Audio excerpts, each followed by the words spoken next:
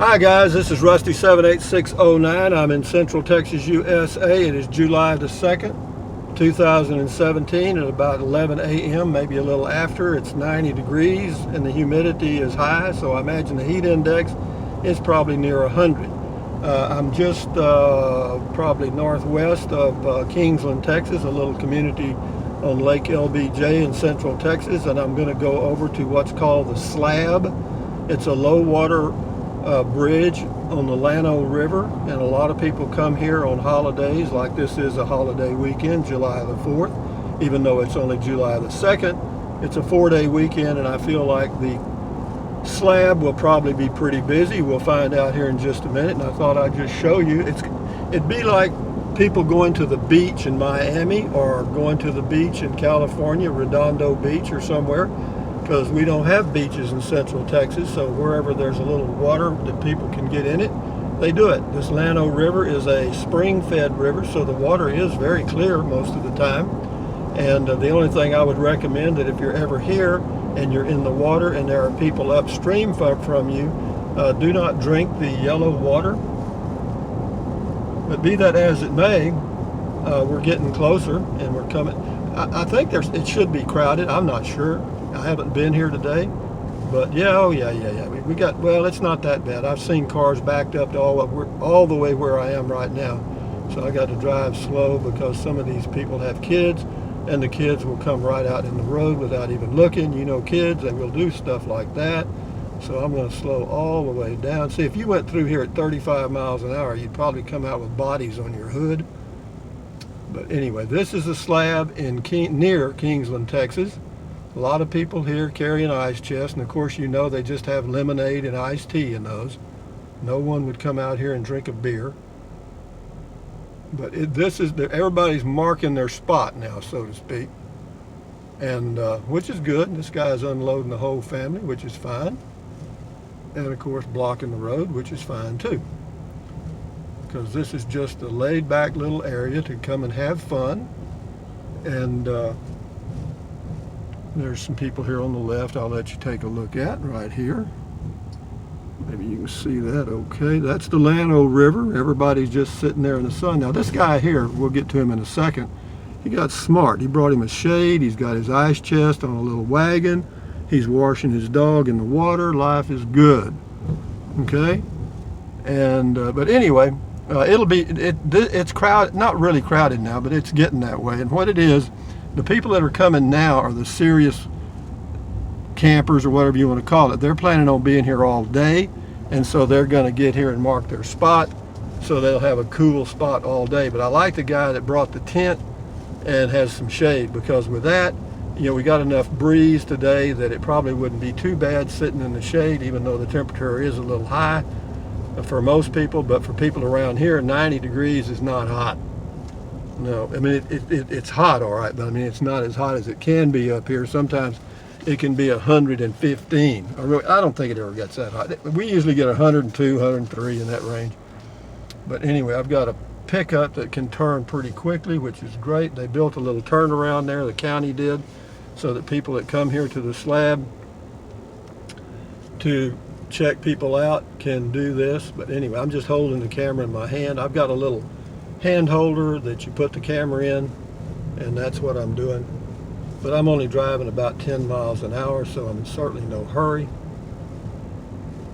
But the Slab, S-L-A-B, it's called a Slab for two reasons. One is there's granite all around. I mean, the bottom of this river is granite, solid pink granite, as I'll show you in just a second, as soon as this pickup comes by, so I can. And he's going slower than I am, which is amazing. But off to my left here, you'll see that pink granite and a maroon truck. But the pink granite is what I want you to see. That granite, even though you probably can't tell it in the video, that is actually pink, and it's rare. This is one of the few places in the world it exists. And they mine it in Marble Falls, Texas. They have a big quarry that carves out huge blocks and cuts out like tabletops and polishes them and stuff. But here's a guy here tubing right here. Well, you can't see him. I missed him. But it's fun. I mean, these people are just having fun. And but again, there just aren't many places where they can get down to the water. You know, the lake frontage is all bought and owned, so they can't get on the lake unless they have lakefront property. And these people don't have near enough money to have lakefront property. You know, that'd be a dream. You know, but again, every water hole on the Llano River today will be like this. And there are several low water crossings, but fortunately they're about 30 miles apart. But if you follow the river, there are a few places where you can pull over and go get in the water. And that's what people want to do. They want to take their kids and let them go play in the water. And they want to go play in the water, and that's the way it is.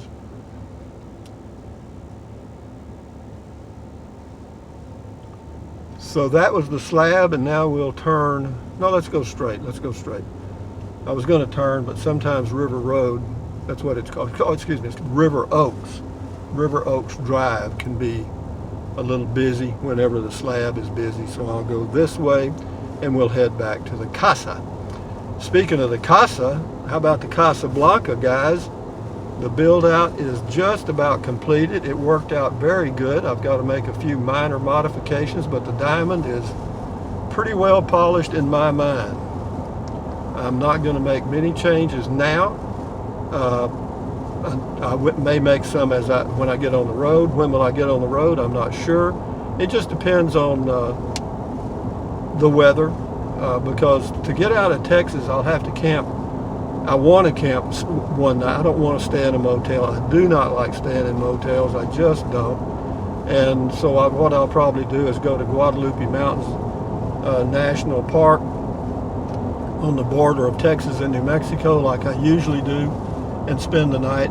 The highs there have been right at 90, and the lows are in the upper 60s, which is a little warmer than I like, because when it's the hottest is the problem. And I usually arrive about 4 p.m. and that's about the hottest time. However, since the sun sets over a mountain to the west, the sun sets, the area where I camp is shaded a little early, and the temperature drops very quickly when the sun goes down. I promise you.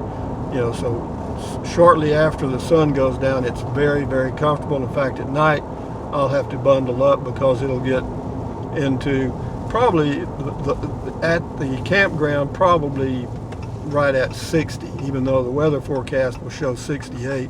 That's from a little town near there that they get the reading from. So guy's got him an old truck he's rebuilding.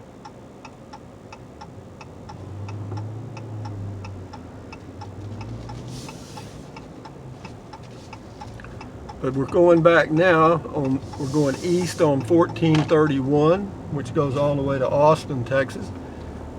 But we'll go into Kingsland, an unincorporated community in the hill country of Texas on Lake LBJ. It's a nice look. On holidays like this town is booming. I mean, booming. The lake right now, I came across the Colorado River Bridge, and I looked at on both sides, and there must have been 500 boats out on the lake. And that, you talk about an expensive hobby, owning a boat. I've owned a couple of them in my life, and all a boat is a hole in the water that you throw money into. You'd never come out on a boat. At least I never did. You know, you pay $25,000 to $40,000 for them, and if you get a third of that back in 3 years, you're very, very lucky. And they're expensive to operate. They're not very. They may be now. They may be a lot more economical to operate. But when I had one back in the 80s, they weren't. I mean, you could. I think the gas tank on my boat held 20 gallons. And 20 gallons was good for a half day, because we would, you know, ski, water ski and stuff, and then pull the kids in tubes and all that kind of crap. Yeah, that was back then. I called it my $100 day, and today that would be a $200 day, because gasoline back then was a little bit cheaper. Well, probably a lot cheaper, come to think about it. But yeah, I take 2 gas cans with me, 20 gallons. and we'd be out on the lake starting around 10, and about 1 o'clock we would bring the boat in and fill it up and go again. And then after all of that, we would come around by an old restaurant out in the country, and I mean it was in the country. You had to know where this place was. But they had the best fried chicken and enchiladas in the world. Well, particularly after you've been out skiing and you're hungry.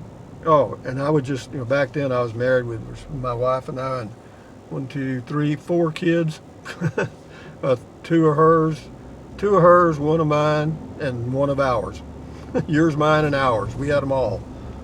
And but it was fun, and I'd just tell the guys, I'd tell the gang, I'd say, okay, whatever you order, whatever the hell you want, but just be damn sure you eat it. We're not here to refurnish this building. But anyway, they did. They were all. We had a good group. We did. Unfortunately, the relationship wasn't all that. Well, it's hard to do that. It's hard to be a family of yours, mine, and ours, because Mama is taking care of hers, I'm looking after mine, and then we're both looking after ours. You know what I mean? So it's like you're being pulled in 15 different directions. Yeah, we went to a marriage counselor. It cost me 60. What did it cost? Let's see. Was it 60 or 100? I think it was only like $60 an hour. I think that's what it was. The court ordered us to go to marriage counselor when we filed for divorce the 3rd time. Oh God! But we did, and we tried some of the stuff, but it just didn't work. Well, first of all, you got to want to make it work before it'll work. Without that, nobody can give you an idea, and you say, oh yeah, okay, now that'd make it work. No. Nope. We even took the kids with us. The kids would go on a few of the visits to the counselor, and they'd talk about stuff and how, what we didn't realize then. The kids were so young, they didn't care what we did. They never even noticed. I remember the marriage counselor asking the kids if we fought a lot. And their standard answer was, I don't know. I never heard them. And we really didn't argue out loud. And that was even worse. We didn't discuss things. And how this all came out as a result of going to the Slab, I have no clue. This is a therapeutic moment for me.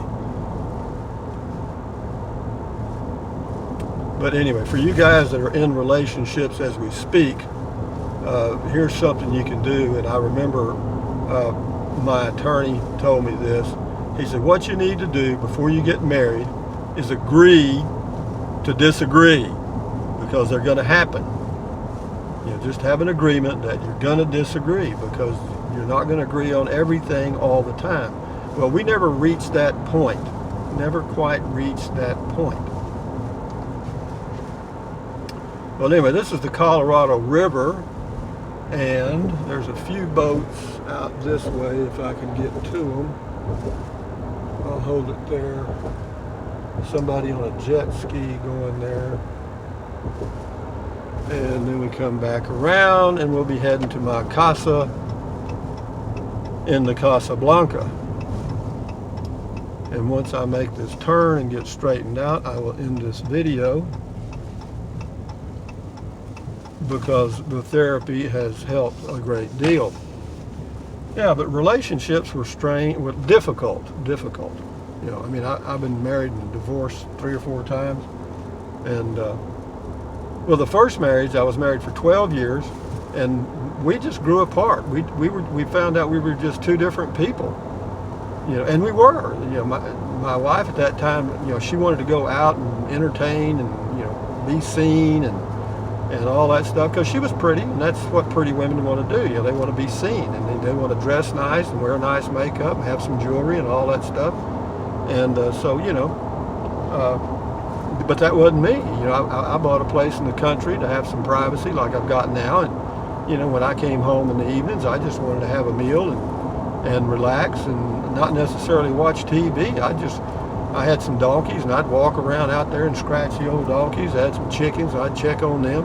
Even though I was a professional, I came from the country, and I never quite got over it or grew out of it. I enjoyed having those things around. But so that ended that. One day we ended that one, that relationship, and then the second and third marriages or whatever ended up. We got along great when we got along.